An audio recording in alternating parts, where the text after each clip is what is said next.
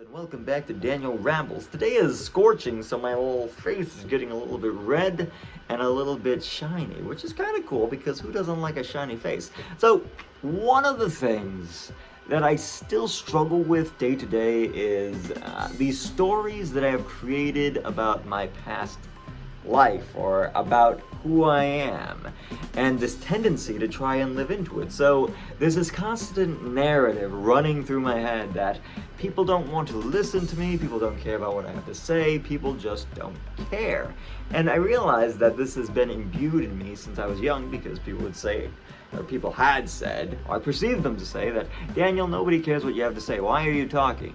And then I'll find any reason in the present to justify that. So if somebody mishears me, I find that as justification. If somebody doesn't offer me the opportunity to speak, I find that as justification to live into the story. But then what I do is I play the victim card and inadvertently make the people feel bad who unbeknownst to them, had this transgression against me, and then I go and attack. It's like if we all had sores on our body, they accidentally poked one of mine, and then I poked them back, only a little bit harder. And then they poke me, I poke them, and it's just this endless cycle of hurt individuals hurting each other back and forth without ever having understanding or empathy or trying to listen to what actually happened. So what I've started doing, at least with Janine, is we will break down, do a debrief on what happened, where I take responsibility and acknowledge my shortcomings and my failures and my faults in communicating what I'm feeling.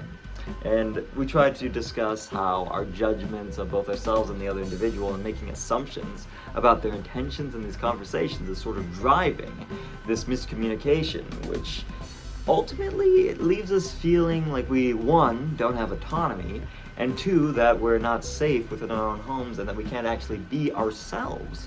So when we have these conversations, these difficult conversations that usually stem from miscommunication, we start to create these bridges and these connections that can ultimately transform the way that we're living our lives. Because if you feel like you can't be yourself or be honest with the people you're around or even be honest to yourself, then you may feel like you're a prisoner within your own mind and your own body. So just learning to have these authentic interactions where we take responsibility over the BS that we're trying to put out into the world, where we just play the victim card because that's what we want to live into. This story that we've created in the past and the information of the present that confirms and edifies it.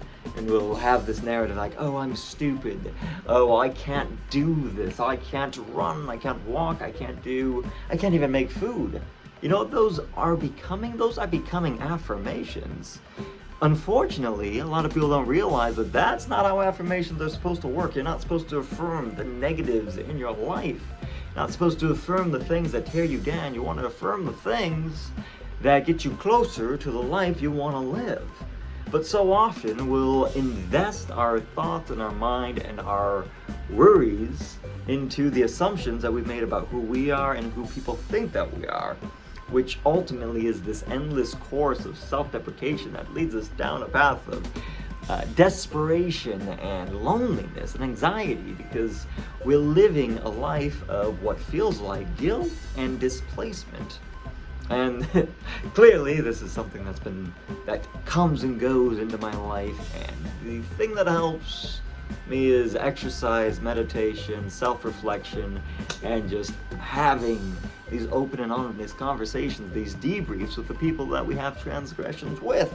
Because if we just live into the reality that we believe is true, if we lean into the stories that we've created from our interactions with the people that we're around, then that will further materialize as the life that we're investing in. And personally, I don't think the negativity and the anger and these justifications for our hatred towards others or our misguided holding on to of not forgiving an individual, whatever that means, that was a mouthful. But if we can learn to forgive both ourselves and others, then we may be able to navigate these tumultuous waters and create the life that we want to. We will invest in the affirmations that have us believe in ourselves, where we invest in the kindness and the words that will uplift the people around us, so that we're no longer trying to just bring people down to our level, but lift them up to the level that we want to be on.